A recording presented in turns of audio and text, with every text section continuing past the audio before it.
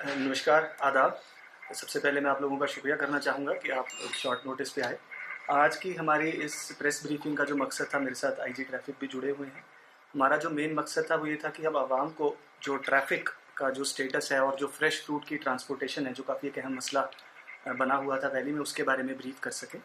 तो मैं ये बताना चाहूँगा कि पिछले 10 दिन में जो एक एसओपी फॉर्मुलेट हुआ था चीफ सेक्रेटरी साहब की डायरेक्शंस में, जिसके अंदर डिस्ट्रिक्ट एडमिनिस्ट्रेशन, ट्रैफिक की टीम, नेशनल हाईवे की टीम, बीआरओ सभी ने मिलकर जो काम किया है, उसके बदौलत तकरीबन 1,37,000 मीट्रिक टन्स ऑफ फ्रूट जो है वो वैली से डिस्पैच किया गया है, जिसके अंदर नेशनल हाईवे का जो ज़रिए जो ट्रक्स गए हैं, मुगल रोड के ज़रिए जो ट्रक्स गए हैं, और जो ट्रेन की पार्सल वैन सर्विस है, उन तीनों को अगर मिला करके बात करें तो 1,37,000 मीट्रिक टन्स ऑफ फ्रूट को डिस्पैच किया गया है। हाईवेज़ की बात करूं तो एवरी डे तकरीबन 1500 से 2000 ट्रक्स जो हैं वैली में जो एक्यूमुलेट होते हैं, जिसके अंदर फ्रेश फ्रूट भी रहता है, उसके अलावा एम्प्टी कंटेनर्स भी रहते हैं और जो व्हीकल्स हैं वो सभी रहते हैं। उन सभी को ऑल्टरनेट डे बेसिस पर एनएच और मुगल रोड के ज़रिए जम्मू की तरफ डिस्पैच किया जा रहा है। और ये एसओपी लगातार ट्रैफिक पुलिस के जो कर्मी हैं फील्ड पर उसको मॉनिटर करते हैं, ताकि जैसे अगर नेशनल हाईवे की मूवमेंट आज जैसे श्रीनगर से जम्मू की तरफ है, तो मुगल रोड की movement upwards from Jammu to Srinagar है, और कल को ये पैटर्न रिवर्स हो जाता है, ताकि जो एसेंशियल सर्विसेज जम्मू से वैली की तरफ आ रही हैं उनकी मूवमेंट भी अनइंटरप्टेड रहे और लोगों को किसी किस्म की परेशानी ना हो, और यहाँ से जो फ्रूट ट्रक्स की मूवमेंट है टुवर्ड्स जम्मू वो भी स्ट्रीमलाइंड रहे। नेशनल हाईवे की रेस्टोरेशन का काम भी बहुत तेज़ी से जो है आगे बढ़ाया जा रहा है। आईजी साहब फील्ड पर कंटिन्यूसली उसको नेशनल हाईवे की टीम के साथ और वहाँ की लोकल डिविजनल एडमिनिस्ट्रेशन के साथ उधमपुर स्ट्रेच पर मॉनिटर करते रहे हैं,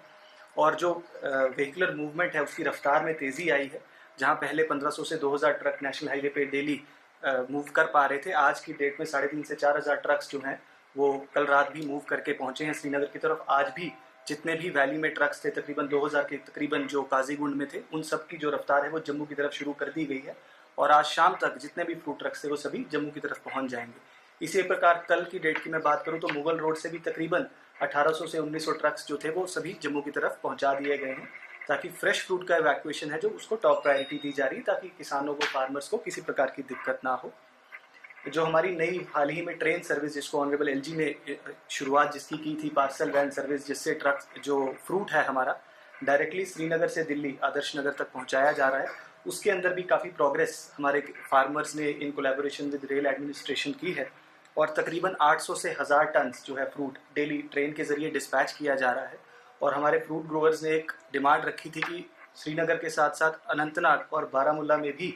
जो है फ्रूट की लोडिंग हो, तो वो प्रोसेस भी अब शुरू हो चुका है, ताकि जो फार्मर्स नॉर्थ कश्मीर के हैं वो बारामूला को, और साउथ कश्मीर के फार्मर्स अनंतनाग के रेल स्टेशन को यूज़ करके अपने फ्रूट को ट्रेन के ज़रिए भी दिल्ली तक पहुँचा सकते हैं। एसेंशियल सर्विसेज की बात करेंगे, क्योंकि पेट्रोल, डीजल और एलपीजी को लेकर काफ़ी सारी र्यूमर्स कश्मीर में रही कि शायद शॉर्टेज की दिक्कत आ रही है और कुछ परेशानी लोगों को देखने को मिली। तो मैं बताना चाहूँगा कि आज के समय में हमारे पास एक हफ्ते का स्टॉक अवेलेबल है, चाहे वो पेट्रोल हो, चाहे वो डीजल हो, चाहे वो एलपीजी की बात हो। और फूड और कंज्यूमर सर्विसेज जो डिपार्टमेंट है उसको मेक श्योर वो कर रहा है कि अवेलेबल रहे सभी जो हमारे पेट्रोल पंप्स हैं वहाँ पे फ्यूल अवेलेबिलिटी हो, उसकी रैशनल फेयर डिस्ट्रीब्यूशन हो। एलपीजी जो हमारी सर्विसेज है वो भी बिल्कुल पूरी तरीके से बहाल चल रही हैं, और रेगुलरली ही स्टॉक को रिप्लेनिश भी किया जाएगा, जैसे मैंने बताया जो एसओपी है हमारा मेंटेन्ड है। तो मैं आपके ज़रिए सभी लोगों से अपील करना चाहूँगा कि किसी भी प्रकार के र्यूमर्स को, अफवाहों को, उसके ऊपर भरोसा ना करें, और सफिशेंट जो स्टॉक्स हैं एसेंशियल सर्विसेज के वो वैली में अवेलेबल है। किसी प्रकार की पैनिक बाइंग की, किसी किस्म की पैनिक बाइंग की हमें ज़रूरत नहीं है, और रेगुलरली जो है एडमिनिस्ट्रेशन, हमारा फूड सर्विसेज डिपार्टमेंट, हमारी पुलिस की टीम, ट्रैफिक की team, district administration, divisional administration इस चीज़ के ऊपर बराबर नज़र बनाए हुए है कि हमें किसी प्रकार की दिक्कत ना आए। और जैसा कि हम देख रहे हैं कि वेदर बिल्कुल जो है एक कंटिन्यूस पैटर्न, स्मूथ वेदर का मेंटेन्ड है, और एनएच की जो रेस्टोरेशन का काम है वो भी ऐसी तेज़ी से आगे बढ़ रहा है। तो आगे आने वाले वक्त में ये जो हमारा बफर स्टॉक है इसकी गिनती दिन ब दिन बढ़ती जाएगी, और किसी प्रकार की जो दिक्कत है यहाँ पे लोगों को नहीं है।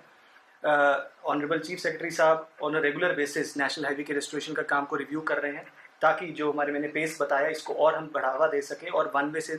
जो ट्रैफिक है उसको स्ट्रीमलाइन तरीके से चलाया जा सके, ताकि फ्रूट ग्रोअर्स को भी कोई दिक्कत ना हो और एसेंशियल सर्विसेज भी मेंटेन रहें। आज ही ऑनरेबल सीएम ने भी इस पूरे मुद्दे को रिव्यू किया है, और डायरेक्शंस पास की गई हैं सभी एजेंसीज को कि जिस बेहतरीन तरीके से कोऑर्डिनेशन के साथ काम चल रहा है उसी तरीके से काम बना रहे। और मैं आज यही अपील आपके ज़रिए करना चाहूँगा कि जो सिस्टम्स हैं उसको मेंटेन किया गया है, और जो लोगों ने भी हमें ताउन दिया है उसका भी मैं बहुत शुक्रिया अदा करना चाहता हूँ कि एक जो माहौल बना हुआ था वैली में कंटिन्यूसली, उसको हम उन्हीं लोगों की कोऑपरेशन की वजह से ऐसा माहौल बना पाए हैं, और किसी प्रकार की जो दिक्कत है, कोई परेशानी है, लोगों को नहीं हुई।